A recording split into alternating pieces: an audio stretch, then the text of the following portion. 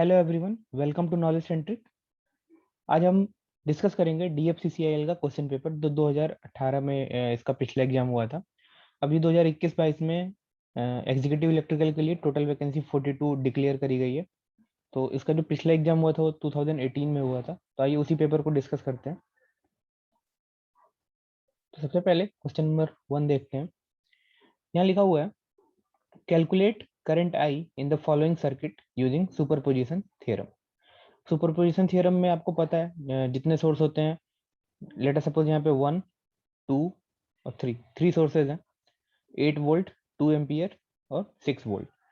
आपको पता है कि एक बार में एक ही सोर्स को एक्टिवेट करते हैं और बाकी सोर्स जो होते हैं वो इनएक्टिव होते हैं। तो लेट अस सपोज अभी हम 8 वोल्ट को एक्टिव कर रहे हैं। लेट अस सपोज हमने एक डायग्राम ड्रॉ किया, ये हमारा है 8 वोल्ट, इसके साथ में ये एक 6 ओम, साथ में एक 2 ओम, 8। अच्छा, वोल्टेज सोर्स जो होता है वो शॉर्ट सर्किटेड हो जाता है और जो हमारा करंट सोर्स है वो ओपन सर्किट। यहाँ पे ओपन सर्किट बनाए या ना बनाए कोई प्रॉब्लम नहीं है।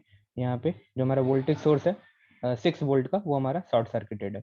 अब आपको पता करना है, बेसिकली यहाँ पे ये जो करंट दिया हुआ है ये करंट आपको पता करना है, यानी कि इस 8 ओम में कितनी करंट जा रही है। तो यहाँ से हम सिंपल से एक केवीएल लगा देते हैं और यहाँ से करंट फाइंड आउट करने की कोशिश करते हैं। मान लीजिए उसका नाम मैंने दे दिया आई डैश, ठीक है। तो आई डैश कैलकुलेट करते हैं।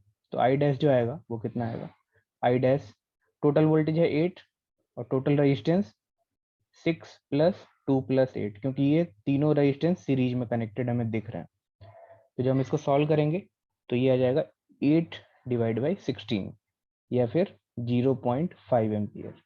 यानी कि जब हमने सिर्फ 8 वोल्ट को एक्टिवेट करा तो उससे जो करंट फ्लो हो रहा होगा वो 8 ओम में वो हो रहा होगा 0.5 एम्पियर।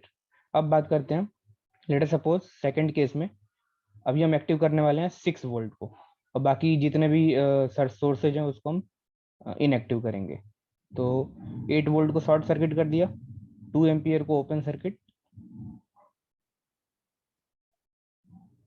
तो अभी ये हमारा शॉर्ट सर्किट है 8 वोल्ट, 6, 2, 8, ये हमने ओपन सर्किट करा हुआ है, यहाँ पे 6 वोल्ट। अब यहाँ से करंट इस डायरेक्शन में फ्लो होगा, है ना। अब करंट यहाँ भी निकाल लेते हैं, उसका नाम दे देते हैं आई डबल डैश। तो करंट कितना आ जाएगा, 6 डिवाइड बाई, अभी भी ये तीनों रेजिस्टेंस सीरीज में है क्योंकि करंट डिवाइड नहीं हो रही है। तो इसका मतलब है 8 प्लस 2 प्लस 6, यानी कि 6 डिवाइड बाई 16, या फिर आप इसको बोल सकते हो 0.375 एम्पियर। अच्छा, यहाँ पे डायरेक्शन इंपॉर्टेंट है। इस केस में जो करंट फ्लो हो रहा है वो इस डायरेक्शन में हो रहा है। तो मान लो मैं यहाँ पे डायरेक्शन भी इंडिकेट कर देता हूँ, इस डायरेक्शन में ये करंट फ्लो हो रहा है। अच्छा, 8 ओम के क्रॉस जब 6 वोल्ट एक्टिव है तो करंट जो है वो इस डायरेक्शन में फ्लो हो रहा है। तो मान लो मैंने यहाँ पे, क्योंकि अल्टीमेटली हमें फिर तीनों तीनों का कंबाइंड इफेक्ट देखना है। अब बात करते हैं थर्ड केस। थर्ड केस में क्या है कि अब लेटर सपोज अभी हम 2 एम्पियर को एक्टिवेट करने वाले हैं। तो 2 एम्पियर को एक्टिवेट करेंगे तो बाकी जितने भी सोर्सेज हैं उसको डीएक्टिवेट कर देंगे, यानी 8 जो वोल्ट है वो शॉर्ट सर्किट हो जाएगा। अभी ये वाला जो है करंट सोर्स ये एक्टिव रहेगा और बाकी जितने वोल्टेज सोर्स हैं वो हमारे शॉर्ट सर्किटेड हो जाएंगे। मैं फिर बता रहा हूँ, इनएक्टिव करने का मतलब है अगर वोल्टेज सोर्स को इनएक्टिव करते हैं तो उसको शॉर्ट सर्किट कर देते हैं, अगर वोल्टेज करंट सोर्स को इनएक्टिव करते हैं तो उसको ओपन सर्किट कर देते हैं। अच्छा, ठीक है, बाकी ये दोनों शॉर्ट सर्किटेड है, ठीक है। अच्छा, अभी देखो ध्यान से, मैंने आपको बताया भी होगा, आपको पता भी होगा, करंट अगर सेम फ्लो होती है किसी भी दो रेजिस्टेंस में तो उसको हम सीरीज में बोलते हैं। अच्छा, ध्यान से देखो, जो भी करंट, अभी हमें पता नहीं है, जो करंट इसमें फ्लो होगा इस सर्किट के हिसाब से, सर्किट थर्ड के हिसाब से जो करंट इसमें फ्लो होगा वही करंट तो इस 6 ओम में भी फ्लो होगा। यानी कि एक बात तो पक्का है कि ये 8 और ये 6 इस सर्किट के हिसाब से सीरीज में दिख रहे हैं, है ना। अच्छा, यहाँ पे 2 एम्पियर है, तो क्या हम इसी सर्किट को रीड्रॉ कर सकते हैं क्या। रीड्रॉ कैसे कर सकते हैं, लेट सपोज ये हॉरिजेंटल है, ये सर्किट मान लो मैं इसको वर्टिकली बनाना चाह रहा हूँ। तो ये मैंने लगा दिया 2 एम्पियर, उसके पैरेलल में है हमारा 2 ओम। अच्छा देखो ध्यान से, इसको अगर हम कंबाइंड करें, एक 6 और 8 को अगर कंबाइंड करें, तो वो भी तो इस 2 ओम के साथ पैरेलल में ही आ रहा है। जैसे मैं यहीं पे मॉडिफाई करके दिखा रहा हूँ, मान लो इसको मैं ऐसा भी तो बना सकते हैं, है ना, 6 और 8 को कंबाइंड कर दिया, 6 + 8 ऐसा, यानी कि एक इस रेजिस्टेंस के साथ, या एक इस करंट सोर्स के साथ एक और रजिस्टर है जिसकी वैल्यू है 6 + 8, है ना, यानी कि 14, जो भी 14 ओम। अब आपको पता क्या करना है, आपको पता करना है जो करंट इस 8 ओम में फ्लो हो रहा होगा वही करंट इस 6 में, यानी कि हमें इस वाली ब्रांच का करंट पता करना है, यानी कि हमें इस वाली ब्रांच का करंट पता करना है। आई ट्रिपल डैश नाम दे दिया।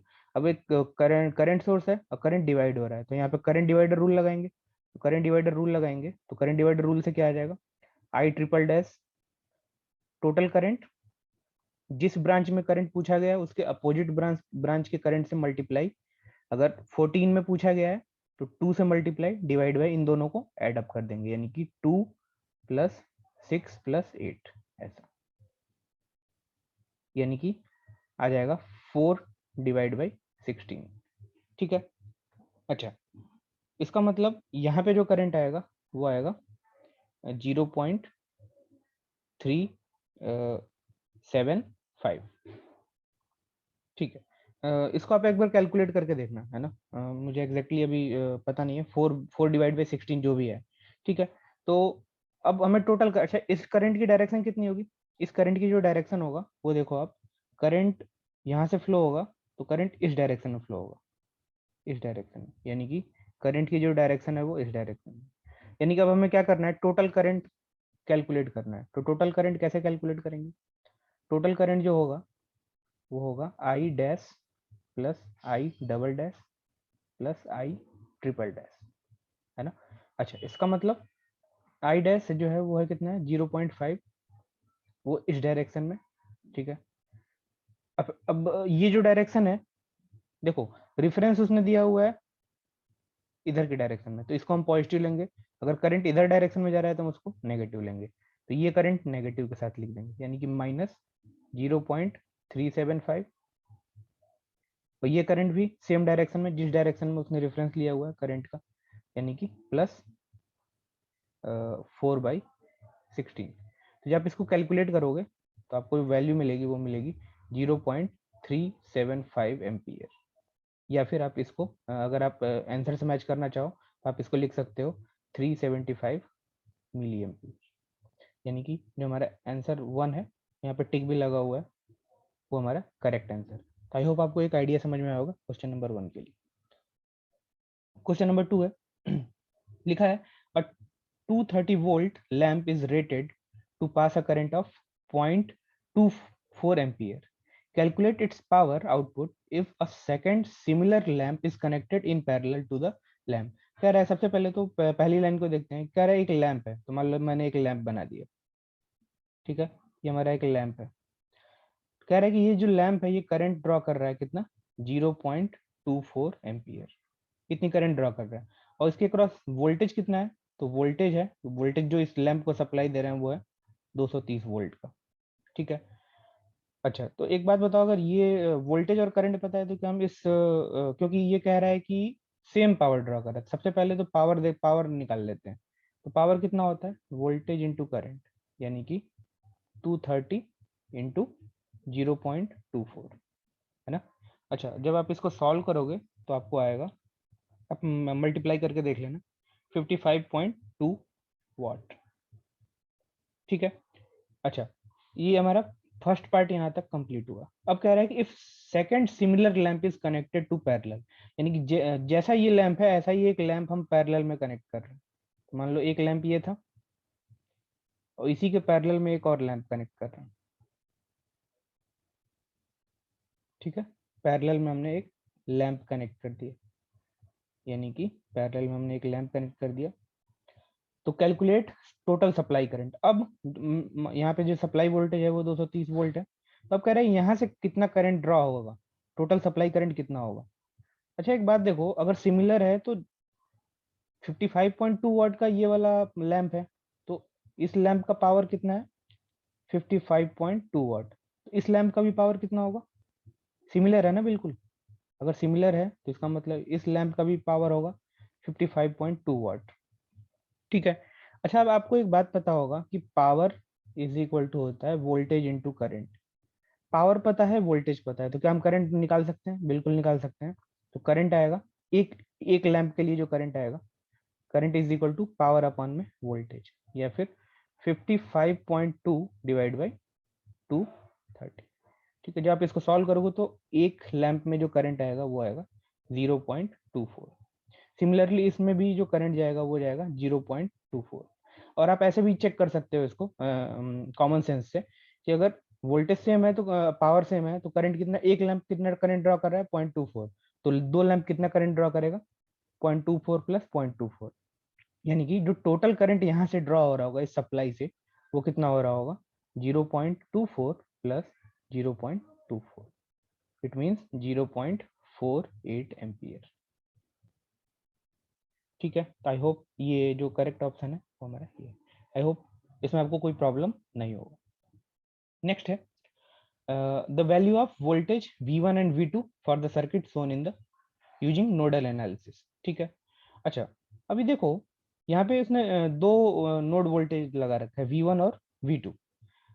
अच्छा मेरे हिसाब से आप नॉर्मल नोड लगा के देखना, टाइम जो होता है वो कम होता है। अगर कभी ऐसा क्वेश्चन है तो एक लेट अस सपोज कि, क्योंकि देखो यहाँ पे इसके आगे कोई सर्किट नहीं है ना, तो अभी हम मान के चलते हैं कि यहाँ पे दो नोड ना होके लेट अस सपोज अभी एक ही नोड हम कैलकुलेट कंसीडर कर रहे हैं, क्योंकि एक ही नोड से हमारा काम चल जाएगा।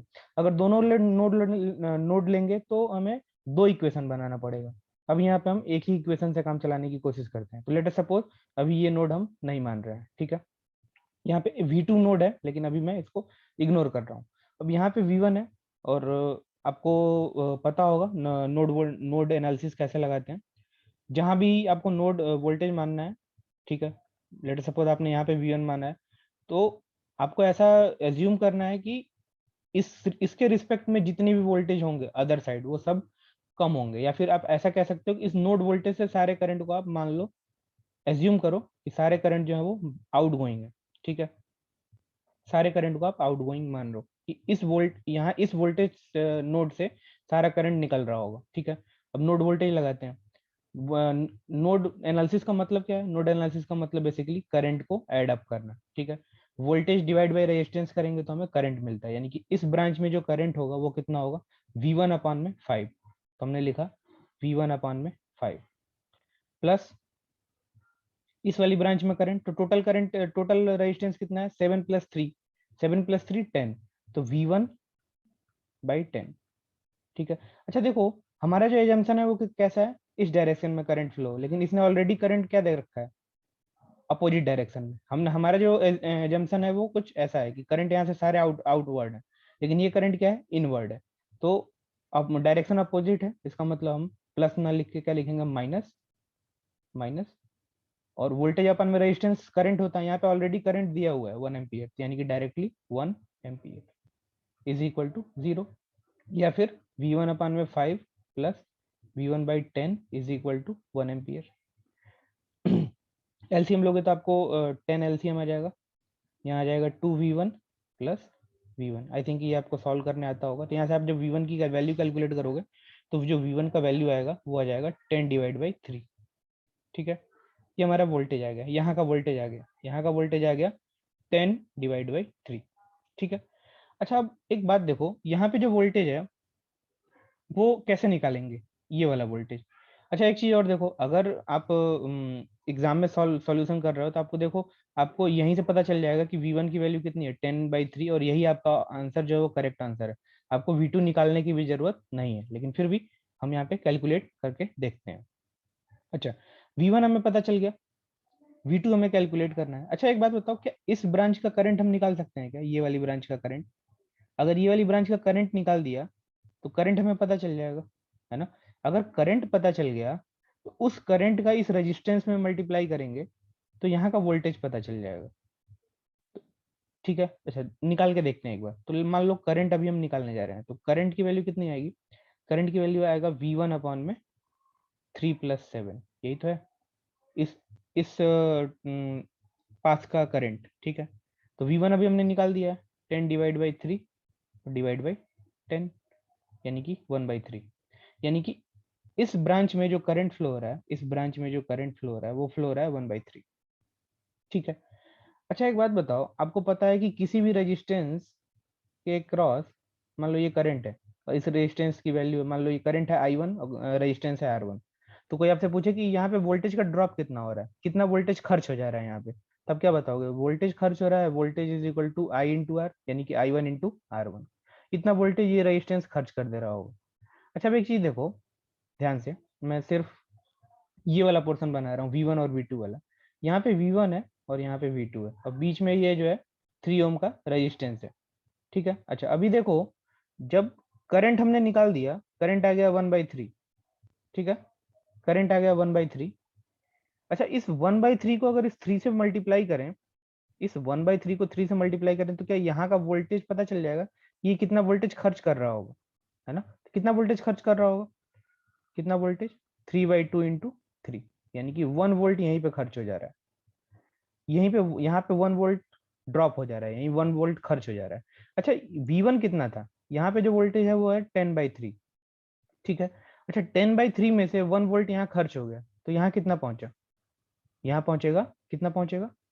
V2 जो आएगा वो कितना आएगा? 10 डिवाइड बाई 3 था, उसमें से हमने 1 वोल्ट खर्च कर दिया, कितना आ जाएगा?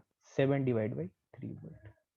तो आप ऐसे भी इसको कैलकुलेट कर सकते हो। ठीक है, वैसे अगर आप सिर्फ V1 कैलकुलेट कर लेते हो तो आपका आंसर करेक्ट हो जाएगा। और एग्जाम पॉइंट ऑफ व्यू से आपको एट द लास्ट आपको ऑप्शन टिक करना है, तो आप ध्यान रखिए आपको V2 कैलकुलेट करने की भी जरूरत नहीं पड़ेगी। इसीलिए मैंने बोला कि आप 2 नोड लगा के इस क्वेश्चन को सॉल्व ना करके सिर्फ V1 से ही हमारा काम चल जाएगा। ठीक है, आई होप आपको एक आइडिया समझ में आया होगा। चलिए नेक्स्ट क्वेश्चन है, नेक्स्ट क्वेश्चन है, if two capacitor having capacitance of 5 microfarad and 10 microfarad respectively are connected in series, मतलब कि दो कैपेसिटर हैं और दो कैपेसिटर सीरीज में कनेक्टेड है, एक की वैल्यू है 5 माइक्रोफैरड और एक की वैल्यू है 10 माइक्रोफैरड। ठीक है, अब अक्रॉस 200 वोल्ट, यानी कि इन दोनों के अक्रॉस जो वोल्टेज है, जो सीरीज, वो है 200 वोल्ट। ठीक है, तो कह रहा है find the potential difference across each capacitor, मतलब मान लो कि इसकी, इसका पोटेंशियल, यहाँ का वोल्टेज जो मान लो मैंने बोल दिया V1 और यहाँ का वोल्टेज बोल दिया मान लो V2, और ये कैपेसिटर का नाम दे दिया C1 और ये कैपेसिटर का नाम दे दिया C2। ठीक है, लेट अस सपोज। अच्छा अब एक चीज ध्यान में रखना जैसे रेजिस्टेंस, अगर दो रेजिस्टेंस सीरीज में है तो हम बोलते हैं कि इसमें करंट सेम है। ऐसे ही अगर दो कैपेसिटर या तीन कैपेसिटर अगर सीरीज में है तो आप ध्यान में रखना उस केस में उसका जो चार्ज होता है वो सेम होता है, जितना चार्ज इस करंट कैपेसिटर में जाएगा उतना ही चार्ज इस कैपेसिटर में। यानी इस केस में जो चार्ज होगा, चार्ज इस 5 माइक्रोफैरड के क्रॉस और 10 माइक्रोफैरड में, वो चार्ज जो होगा वो सेम होगा। जस्ट लाइक रेजिस्टेंस के केस में करंट सीरीज में सेम होता है, ऐसे ही कैपेसिटेंस के केस में अगर कैपेसिटेंस सीरीज में कनेक्टेड है तो चार्ज जो होगा वो सेम होता है। अच्छा अब एक चीज देखो, सबसे पहले तो हम ये पता करते हैं कि इसमें कितना चार्ज जा रहा होगा, चार्ज है ना, तो चार्ज हमें पता है Q इज इक्वल टू होता है C इंटू V। ठीक है, अच्छा वोल्टेज तो हमें पता है टोटल 200, लेकिन टोटल अभी कैपेसिटेंस नहीं पता है क्योंकि दोनों कैपेसिटर सीरीज में कनेक्टेड है। तो सबसे पहले C इक्विवेलेंट निकाल लेते हैं। टोटल कैपेसिटेंस कितना आ जाएगा आपको पता है, अगर दोनों सीरीज में कनेक्टेड है तो 5 इंटू 10 डिवाइड बाई 5 प्लस 10, यानी कि 15 divide by, sorry sorry 50 divide by 15, तो ये आपका आ जाएगा लगभग लगभग 3.33 माइक्रोफैरड। ठीक है, टोटल कैपेसिटर आ गया 3.33 माइक्रोफैरड, तो क्या हम चार्ज निकाल सकते हैं? चार्ज आ जाएगा 3.33 माइक्रोफैरड गुणे 200, सॉरी 200 वोल्ट, यानी कि ये जब आप इसको सॉल्व करोगे तो आपको मिल जाएगा 66 666.66 माइक्रोकूलम्ब। ठीक है, ये हमारा चार्ज आ गया। अच्छा, ये जो चार्ज है वो इसमें भी फ्लो हो रहा होगा और इसमें भी। एक बात देखो, चार्ज हमें पता चल गया, ध्यान से, चार्ज अपने को पता चल गया, अपने को वोल्टेज निकालना है। ठीक है, तो वोल्टेज कैसे निकालेंगे?